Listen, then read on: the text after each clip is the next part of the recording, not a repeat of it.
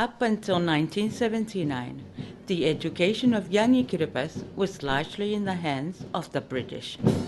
What do you think I mean by... Local staff were also well trained and confident. Yes, Miriam?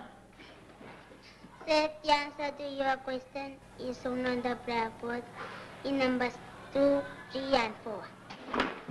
The general standard of spoken English was also comparatively high, and students performed well in tertiary institutions overseas. What's your mother's name? However, in 2007, a national survey of more than 7,500 people on all islands was funded by the Australian government. It revealed some startling results. More than 96% of those interviewed rated education standards as their top concern. Faced with this information, the incoming government called an education summit.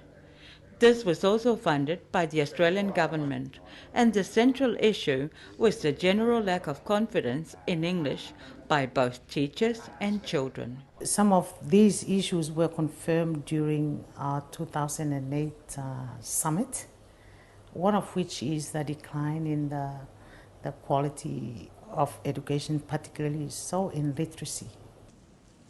We have this cultural obstacle that whenever one speaks English to another, who's also from Kiribati, people will laugh, and we don't want others to laugh at us. One major outcome from the summit was a request for assistance from the Government of Australia. If you read the policy documents, they repeatedly say that English is one of the official languages in Kiribati. They need to be able to communicate with people who come to Kiribati, aid workers, tourists, business people.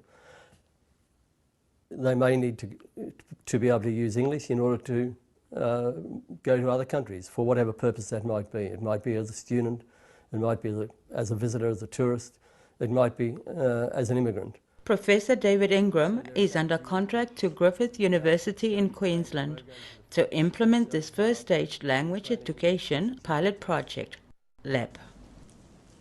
The Centre of LEPP operations is here at the Kiribati Teachers College in Tarawa, and the team leader is David's twin brother, John Ingram. Its overall goal is to improve the standard of English in the schools, and in doing that to improve the standard of education generally, and to give more opportunities to the kids who are leaving school.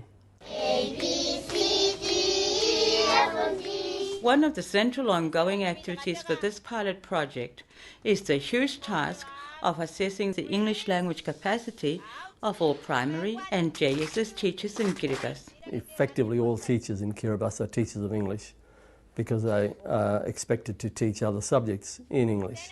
The first step in being able to devise programs for that is to know what level the English teachers have themselves. Communications throughout Kiribati are difficult. There are many little islands, and to get the testers out to those islands has been quite a challenge.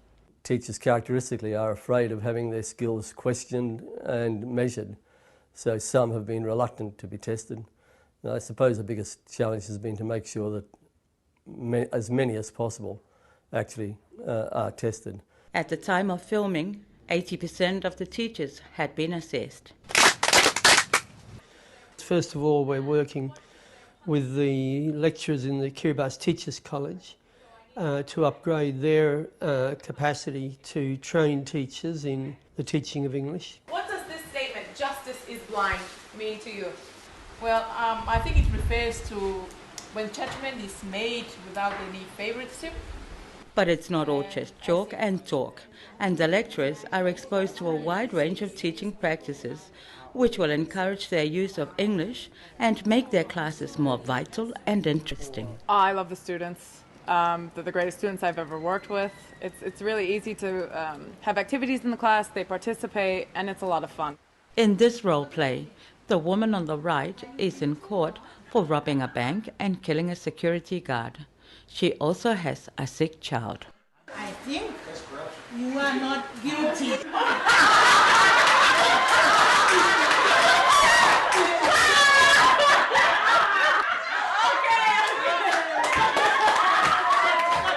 great sense of humor, a really wild sense of humor, I think, and I really like that in the classroom.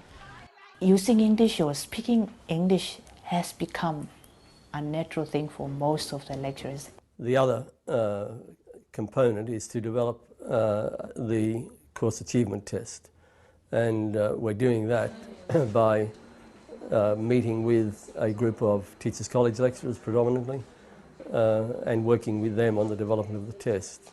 So my approach in that has been very much to introduce basic concepts in testing, but to make it very clear to the participants in the program that it's their test. They're the ones developing it. I'm there to help them, to guide them, to bring as much knowledge as I can to assist them. But ultimately they must make the key decisions. Good morning to you. Such a test will also serve as a future model in measuring the proficiency in English throughout all the classrooms of Kiribati. But the real test for KTC staff is when they are faced with a group of Kiribati students or teachers. 2 groups of 60 teachers each have come to KTC for in-service training and professional development. We've been team teaching with the KTC lecturers, both in training them in TESOL and to upgrade their English language. They met, and then the man was trying to get hold of that woman.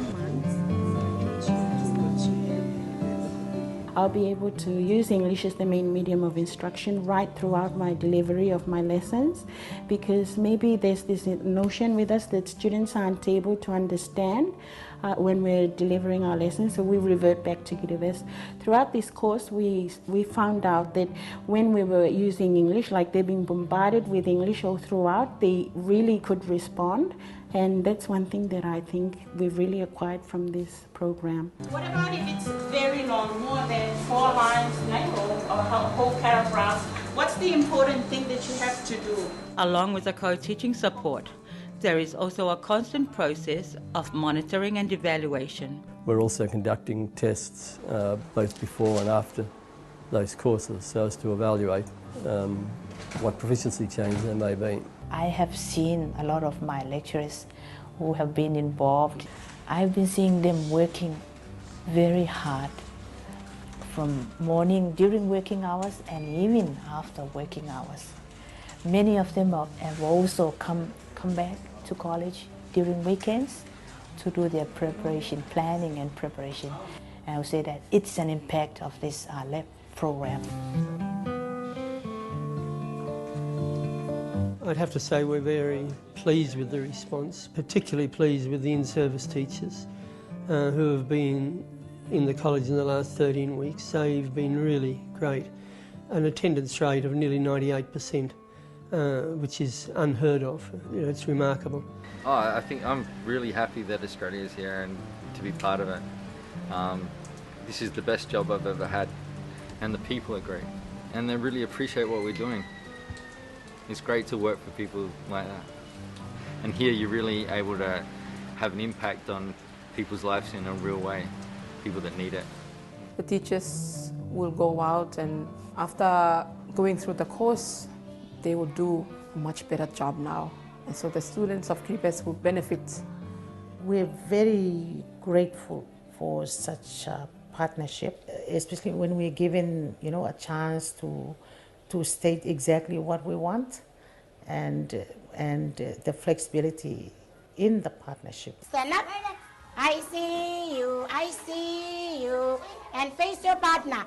I see, stand up, rolling. So I'd have to say I think the Australian approach to development is a very appropriate one. It's too easy to come into countries and tell people what to do. Kiribati faces some enormous challenges in the future, climate change being probably the biggest single one, and the impact that will have on the people.